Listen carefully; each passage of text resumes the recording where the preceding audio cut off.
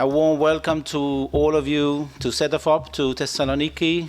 We know what skill mismatch is all about, and its impact on people and businesses is obvious.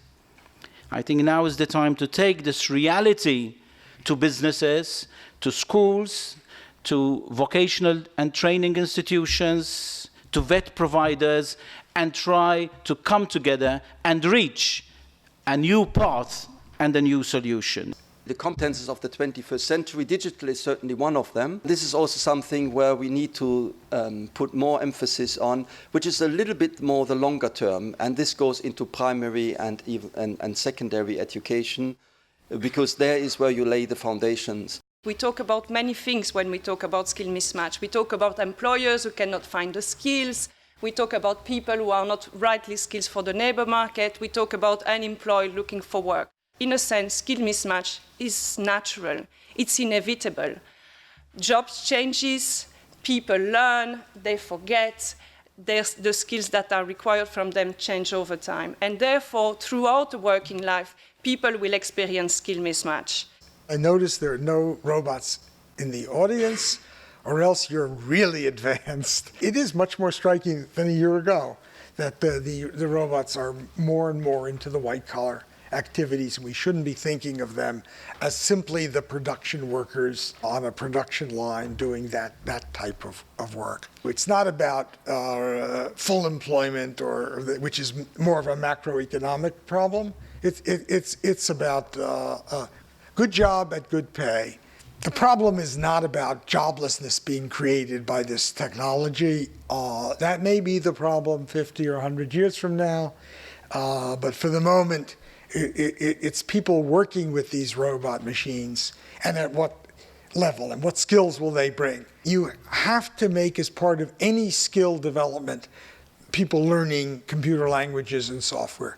It just has to be, and it has to be for everybody. This really is a new world. And to me, it's even newer than it was a year ago when we first had some discussions of this. Machines they're going to be more human than many humans in their work, but they won't make a lot of the mistakes that we make. And then finally, it's just my ownership proposition, because if a small number of people own all this stuff, this is technology that's developed on the collective intelligence of humans, much of it publicly financed, R&D, things going on inside universities, and companies doing a lot of things as well, where if we allow it to be completely privately owned by a very small number, we have a problem. Simply put, more education leads to higher earnings, and we take that as an estimate of productivity. There have been many estimates of the returns to schooling. I would say that in the private returns, or what the individual gets out of education, we could summarize the findings with 5 points. The returns to schooling are positive. There is a contribution of education to earnings. The returns to schooling are higher in lower and middle income countries. The returns are highest at the primary school level. Returns are higher for women and for men. And the returns decline over time, but quite modestly. What would keep people from losing their jobs? Obviously, skills that are less susceptible to being automated and replaced by machines. What kinds of skills those might be would be the key question.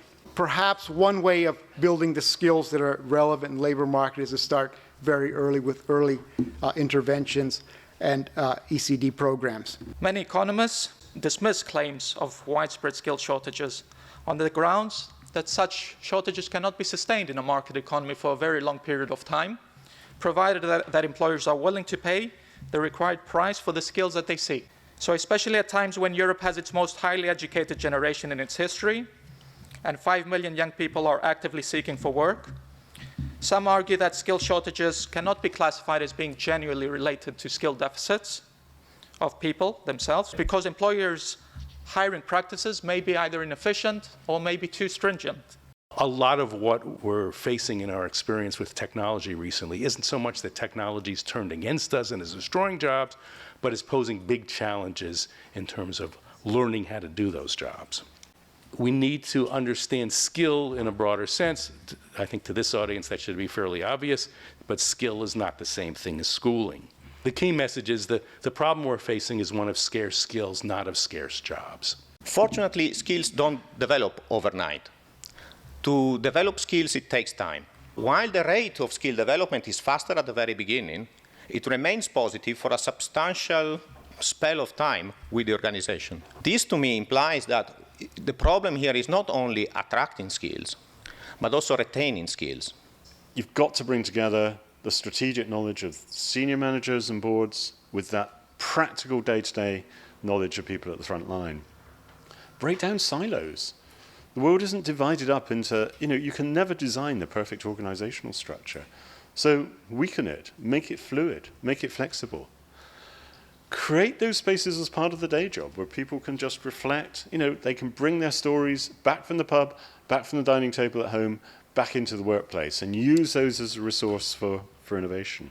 Our 2 days of very interesting presentations, poster sessions, and rich debate are coming to an end. In the current situation, and given the pace of, let's say, robots and artificial intelligence and how this is changing our life, and of course our jobs and the skills needed, waiting is simply not an option. And so that's why I believe that our conference has tried to shed more light on the second part of our motto. I mean, to the need of maximizing jobs for skills, the need for businesses to be more proactive in promoting learning at work.